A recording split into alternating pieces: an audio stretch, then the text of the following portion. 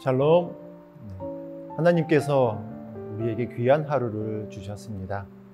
그런데 이 하루를 어떻게 시작하느냐에 따라 우리의 생각도 또한 마음도 말도 달라질 수 있습니다.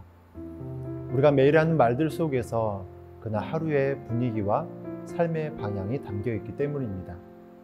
오늘 본문은 우리의 삶 속에서 가장 흔하게 사용되면서도 가장 다루기 어려운 혀, 곧 말에 대한 교훈입니다.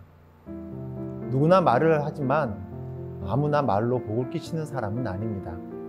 작은 혀 하나가 우리의 인생 전체를 움직이고 공동체의 분위기를 바꾸고 심지어 우리의 믿음까지도 드러냅니다. 그래서 오늘 말씀은 우리를 향해 이렇게 도전합니다. 너희 혀는 누구의 통제를 받고 있느냐? 너의 입술은 누구를 향하고 있느냐? 하나님께서 오늘 이 말씀을 통해 우리 각자의 입술을 돌아보게 하시고 말의 권세를 아는 지혜를 주시기를 간절히 소망합니다. 야고보서 3장 1절에서 12절의 말씀, 오늘의 본문을 읽겠습니다. 내 형제들아, 너희는 선생된 우리가 더 큰 심판을 받을 줄 알고 선생이 많이 되지 말라. 우리가 다 실수가 많으니 만일 말에 실수가 없는 자라면 곧 온전한 사람이라 능히 온 몸도 굴레 씌우리라. 우리가 말들의 입에 재갈 물리는 것은 우리에게 순종하게 하려고 그 온 몸을 제어하는 것이라. 또 배를 보라. 그렇게 크고 광풍에 밀려가는 것들을 지극히 작은 키로서 사공의 뜻대로 운행하나니 이와 같이 혀도 작은 지체로 돼 큰 것을 자랑하도다. 보라, 얼마나 작은 불이 얼마나 많은 나무를 태우는가. 혀는 곧 불이요 불의 세계라. 혀는 우리 지체 중에서 온 몸을 더럽히고 삶의 수레바퀴를 불사르나니 그 사르는 것이 지옥불에서 나느니라. 여러 종류의 짐승과 새와 벌레와 바다의 생물은 다 사람이 길들일 수 있고 길들여 왔거니와 혀는 능히 길들일 사람이 없나니 쉬지 아니하는 악이요 죽이는 독이 가득한 것이라. 이것으로 우리가 주 아버지를 찬송하고 또 이것으로 하나님의 형상대로 지음을 받은 사람을 저주하나니 한 입에서 찬송과 저주가 나오는도다. 내 형제들아, 이것이 마땅하지 아니하니라. 샘이 한 구멍으로 어찌 단물과 쓴물을 내겠느냐. 내 형제들아, 어찌 무화과 나무가 감람 열매를 포도나무가 무화과를 맺겠느냐. 이와 같이 짠 물이 단물을 내지 못하느니라. 오늘 우리가 함께 묵상할 야고보서 3장의 말씀은 우리의 신앙의 실제를 점검하게 해주는 귀한 본문입니다. 특별히 우리의 말에 대한 교훈이죠. 성경은 우리의 입술에서 나오는 말이 얼마나 중요한지를, 그리고 그 말이 우리의 영혼과 삶에 얼마나 큰 영향을 주는지를 분명하게 가르쳐 주십니다.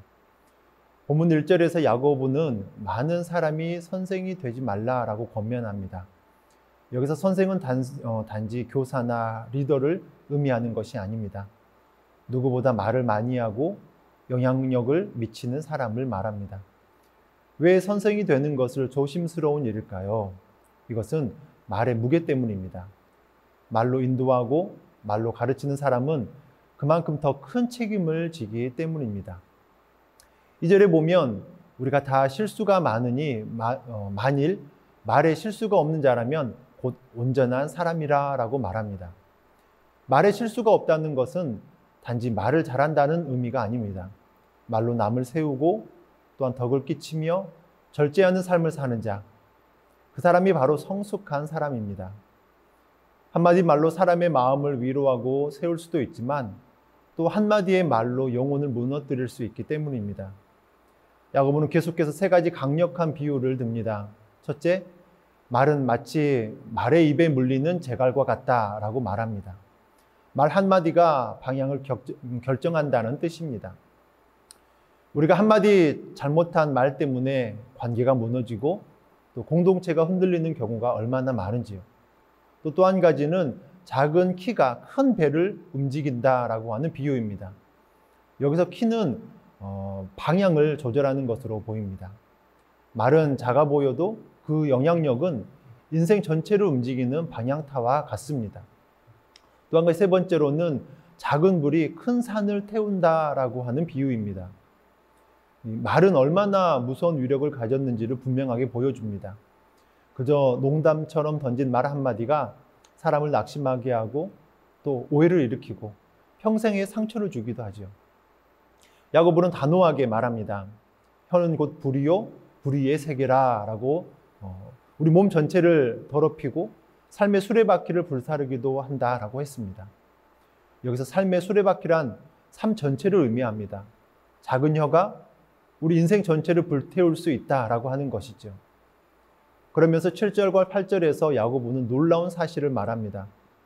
온갖 짐승은 길들일 수 있으되 혀는 길들일 수가 없다라고 합니다. 왜 그럴까요?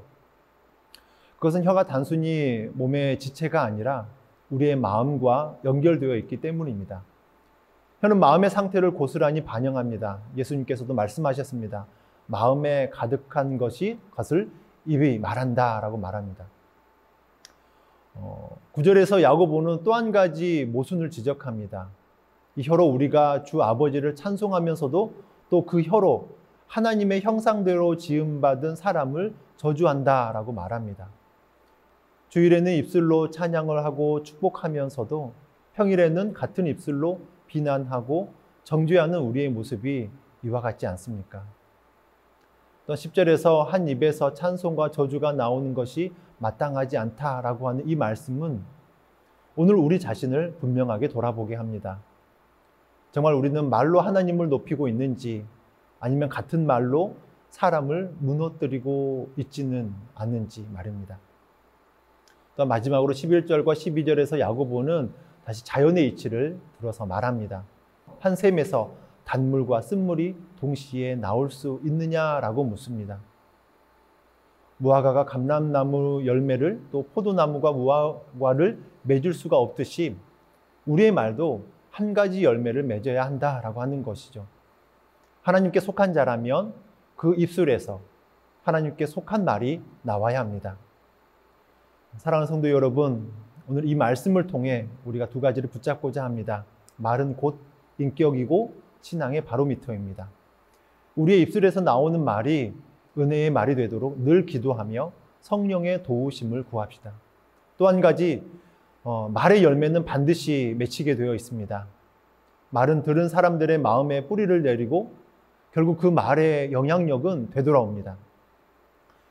오늘 우리가 던지는 말이 사람을 살리는 말이 되길 간절히 소망합니다. 우리의 입술을 주님께 드립시다. 찬송으로 또한 축복으로 격려로 복음으로 사용되도록 하길 간절히 소망합니다.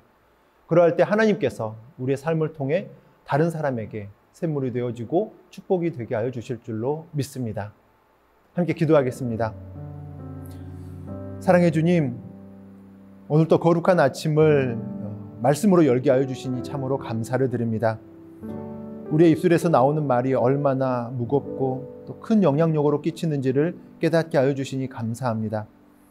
혀는 작지만 온 몸을 불사르고 삶의 방향을 바꾸며 권세를 지녔다 하신 하나님의 말씀을, 주님의 말씀을 오늘 우리 자신을 돌아보게 하여 주시옵소서. 주님, 우리가 했던 말 가운데 상처를 주고 또 때로는 판단하며 정죄했던 말들을 기억나게 하시고 회개하는 마음으로 정결하게 하여 주시옵소서. 하나님, 우리의 혀를 주장하여 주시옵소서. 찬양과 저주가 함께 나오는 모순된 입술이 아니라 주님을 높이고 또한 이웃을 살리는 입술이 되게 하여 주시옵소서. 단물과 쓴물이 한 샘에서 날 수 없듯이 우리의 말이 믿음과 사랑으로만 흘러나오게 하여 주시옵소서. 오늘도 우리가 뱉는 말 한마디가 누군가의 영혼을 살리고 상한 심령을 위로하며 교회를 세우는 말이 되게 하여 주시옵소서. 예수님의 이름으로 기도합니다. 아멘.